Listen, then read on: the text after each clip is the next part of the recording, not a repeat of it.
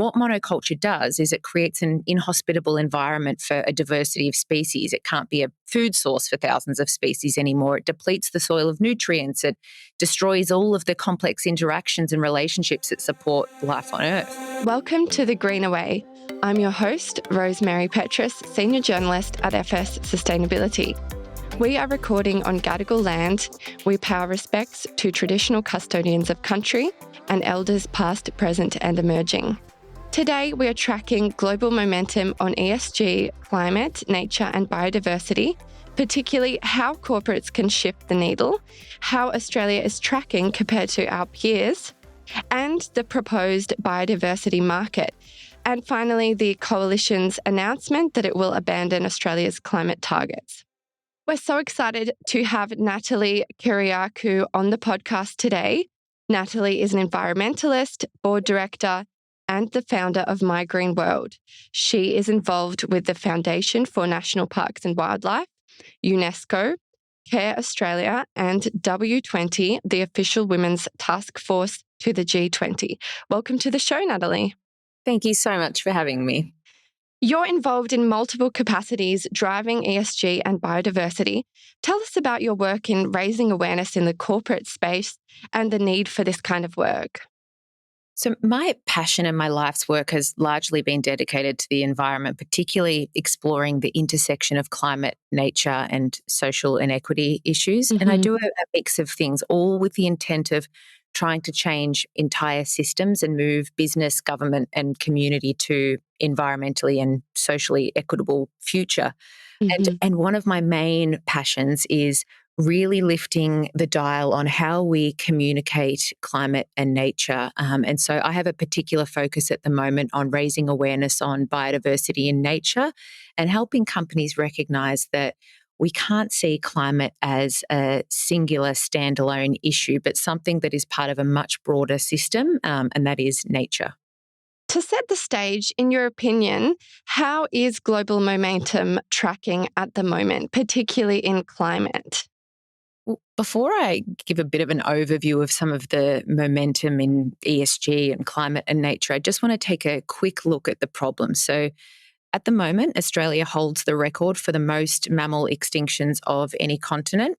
Globally, we have degraded or destroyed 3/4 of our global lands and almost the same amount for our global marine environments. We've sent 1 million species to the brink of extinction.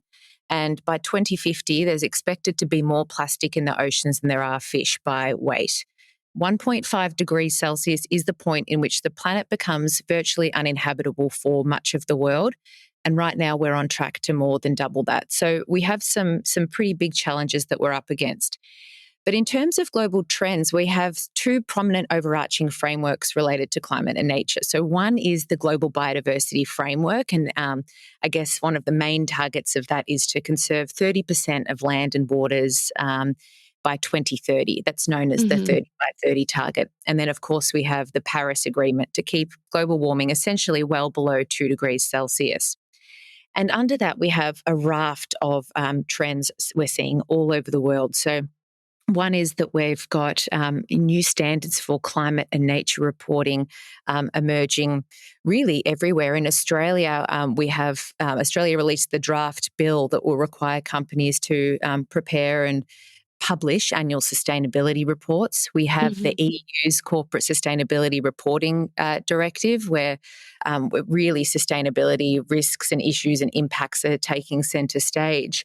We also have it in the US, in Japan. So there's a lot of climate and nature reporting coming through, including the taskforce for nature-related financial disclosures that Australia will implement as well. We have the science-based targets for climate and the science-based targets for nature. We have a rise in shareholder activism where shareholders are holding companies more accountable for their ESG commitments than ever before. We saw that more recently with Woodside, where their shareholders roundly rejected the company's climate transition plan at their AGM. So there is a lot of promising developments right across the space. And what I'm particularly excited about is the rise in focus on nature and biodiversity. There's certainly a lot happening in this space. And talking about nature and biodiversity, I want to ask you your thoughts on Australia's proposed biodiversity market. Australia's biodiversity market is really interesting. So it's the nature repair market, and it was controversial when first introduced. However, the legislation was passed with amendments. One of those was that it's no longer called a market, so it's just nature repair. And the other was to make an amendment to remove offsets, which I think is a very positive development. My key concerns with the original draft of that legislation was the offsets.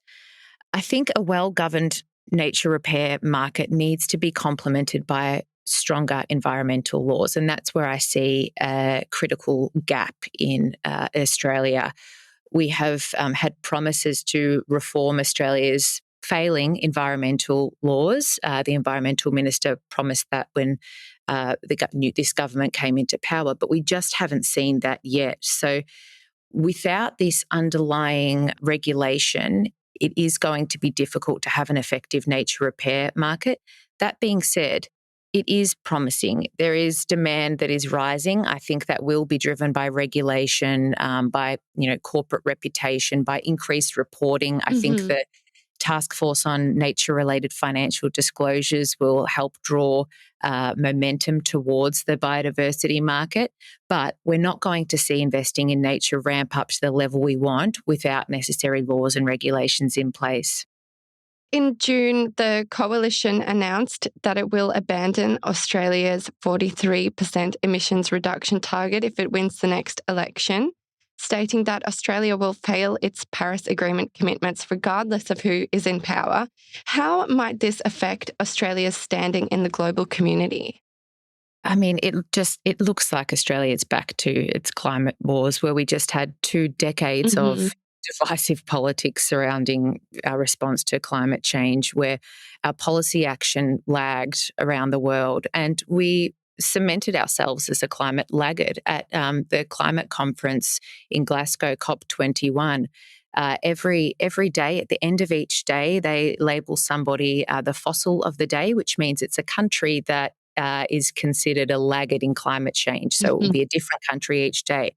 Then at the end of the event, they have a colossal fossil, and that is the country that is the absolute worst performing of everybody on climate change. Australia was the colossal fossil. Right. This is deeply troubling for our reputation. It is deeply troubling for international diplomacy efforts, which the current government have been trying to improve in recent years. And I just believe that this plan it's quite disingenuous. Its main intention is to undermine our progress on renewables, undermine our Paris Agreement, and particularly the 2030 targets to cut emissions by 43% on 2005 levels.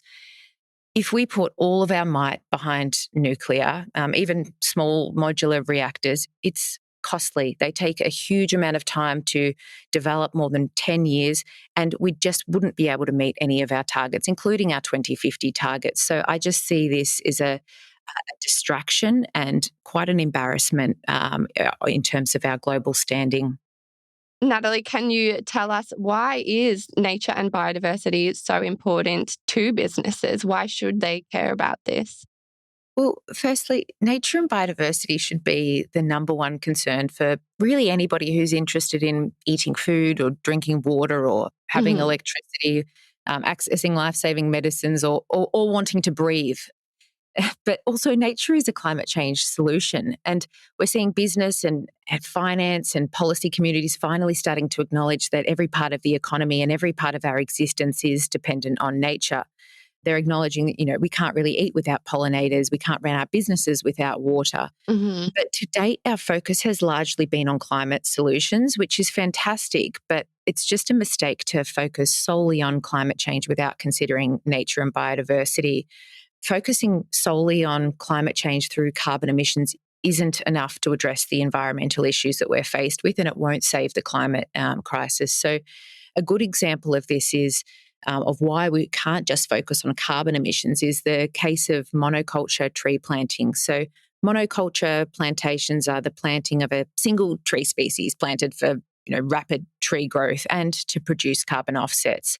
And the theory goes that if we plant enough trees, we can remove carbon dioxide from the atmosphere. And we can see that happening all over the world, this mass tree planting. Mm-hmm. But the problem is this isn't supporting biodiversity in nature. It's not supporting the diversity of species and ecosystems.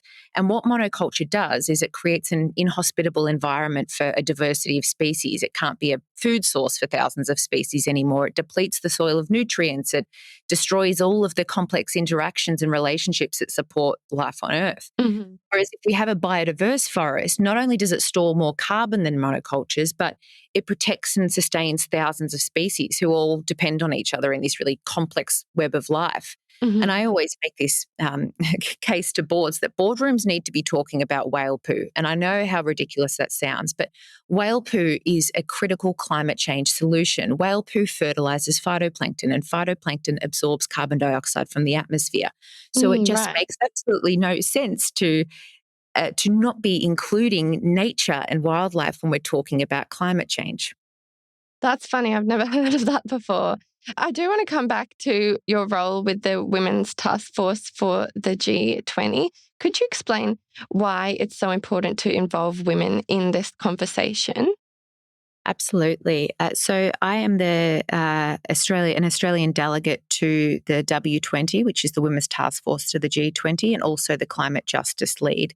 And my focus is largely on recognising the pivotal role women play in addressing climate change, overcoming some of the challenges associated with climate change, but also how women and girls, particularly Indigenous women and rural women, are disproportionately impacted by climate change. Their livelihoods are generally more climate and land dependent. They are more heavily impacted in times of disaster or climate strife.